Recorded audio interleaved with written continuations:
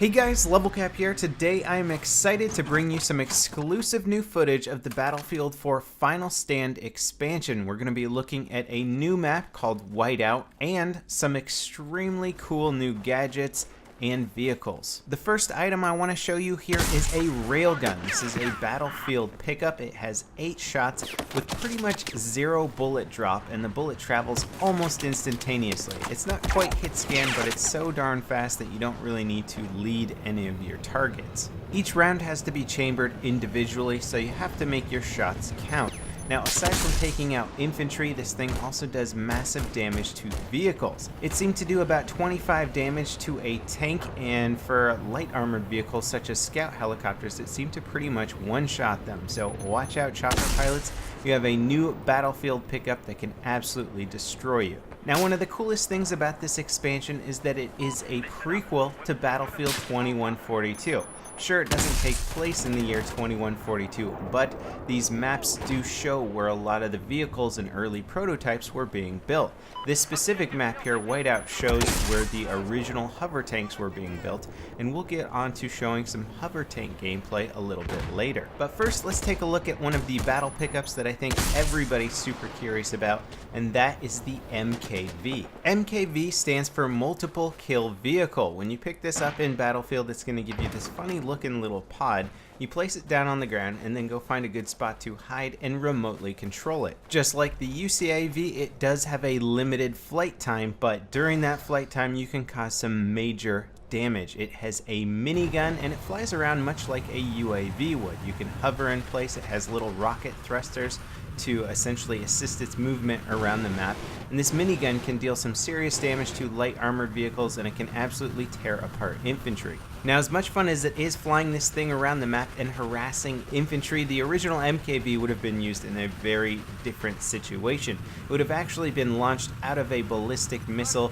to basically intercept other ballistic missiles, essentially incoming nukes, and this was designed to shoot down multiple incoming nukes. So the minigun in it is actually designed to actually hit missiles, but in Battlefield we are going to use it to kill infantry, which seems like definitely a good use of a multi-billion-dollar weapon. As an MKV pilot, you have lots of advantages and some disadvantages that you need to be aware of. The first advantage is that you're extremely small, so it's going to be hard for the enemy to see you. It also makes you a harder target to hit.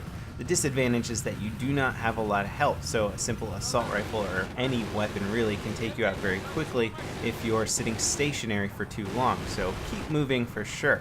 Now, you have these little thrusters that fire off, and on some of the darker maps they actually give away your position pretty easily, so you just have to watch out for that.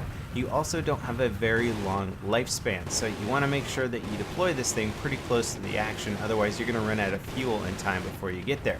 I believe it's about 60 seconds right now before you run out of fuel. One of the cooler possibilities of this weapon is that you can really take it anywhere. Sure, I'm flying high in the sky right now, soaring over some of the landscapes, but you can also take it into any doorway or building. It's got complete maneuverability and reacts very quickly, so you're really going to be able to do just about anything with this little guy. Now, of course, one of the most insulting ways to get a kill with this thing is to not use the gun at all and go for the roadkill. Chasing a transport helicopter here, the pilot bails out, no idea that an MKV is chasing him, and there you go, squish the noob.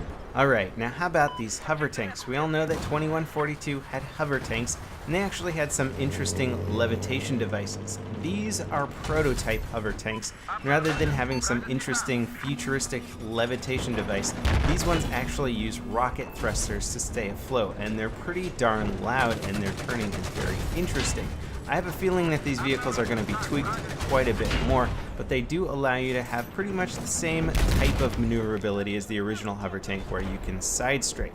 The turret does not have independent movement from the body, so if you want to turn the turret from left to right, you have to turn the whole body of the tank, just like the original hover tank in Battlefield 2142. Now, we have to keep in mind that this footage is very early on, so the aiming and maneuverability of the hover tank is subject to change, and I have a feeling that we're going going to see a little bit more finesse with the final hover tank. Now, although aiming is trickier with this beast, its maneuverability is certainly far superior than a normal tank. It seems to pretty much have the same speed of a normal tank, but you can side strafe and you can get over terrain much quicker.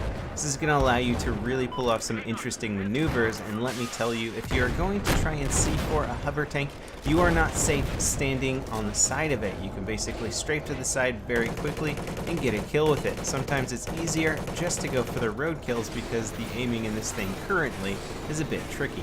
As for customizing your hover tank, I went through the menu and it seems to have all the standard main battle tank attributes, so you can equip all the guns that you're used to on the main battle tank and all of the defensive measures. And you might think because there's some distance between this and the ground that perhaps you can go prone and the hover tank won't squish you. That is not the case. It's also excellent for running over smaller vehicles and getting some easy road kills that way. One of the most important things as a hover tank driver is to have a good gunner for you, because the secondary gun on the hover tank is just like a main battle tank secondary gun, can maneuver around, shoot infantry for you, and that's going to allow your gunner to basically deal with any sort of high priority infantry threats when you are really lacking in maneuverability. The driver of the hover tank is really going to be mostly for taking out other armored targets that are bigger and easier to hit. You just really, at this point in the game anyway, lack the finesse to line up a lot of infantry shots. It's going to be much easier in a main battle tank as a driver to take out infantry, so this is going to be a heavily team-oriented vehicle. You're definitely going to want a secondary gunner.